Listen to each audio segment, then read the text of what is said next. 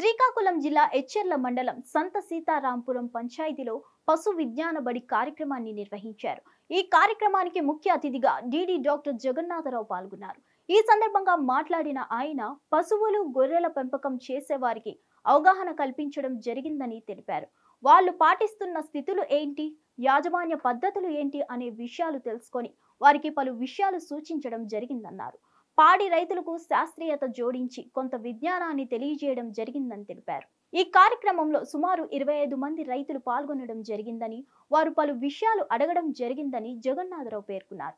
అదేవిధంగా జనవరి 2వ తేదీ నుండి జిల్లా వ్యాప్తంగా గాలిగుంట టీకాలపై అవగాహన కార్యక్రమం నిర్వహించడం జరిగిందని తెలిపారు.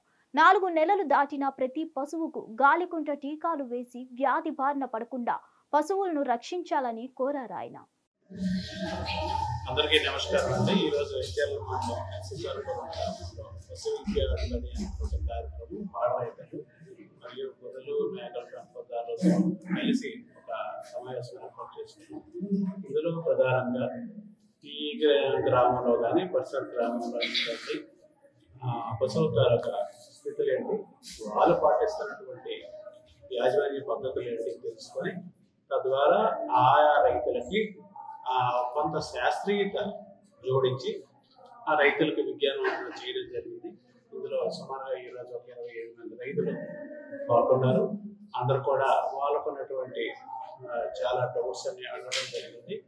ముఖ్యంగా ఈ ఆడదూడల సంతతి గురించి చాలా మందికి పాడి రైతులకు ఇంకా తెలియదు. దానిపైన కూడా చాలా ఆశ్చర్యం వ్యక్తం చేస్తూ ఇలాంటి అవకాశం కూడా ప్రవర్తిస్తుందా అనే తరపుతో రైతులు ముందు సద్వినియోగం చేసుకుంటామని చెప్పేసి వాళ్ళ తరపుతో ఉన్నారని వాళ్ళ మాటల ద్వారా తెలిసింది.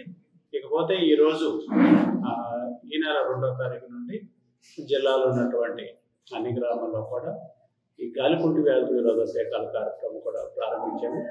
నేను ఈ సందర్భంగా పాడి రైతులందరూ కూడా కోరింది ఏంటంటే 4 నెలలు దాటినటువంటి ప్రతి పశువు కూడా ఈ గాలికుంటి వ్యాధి నిరోధక టీకా సద్వినియోగం చేసుకొని తద్వారా ఈ వ్యాధిని పూర్తిగా నిర్మూలన చేసే దిశగా రైతులు కూడా సహకరిస్తారని కోరుతున్నాను.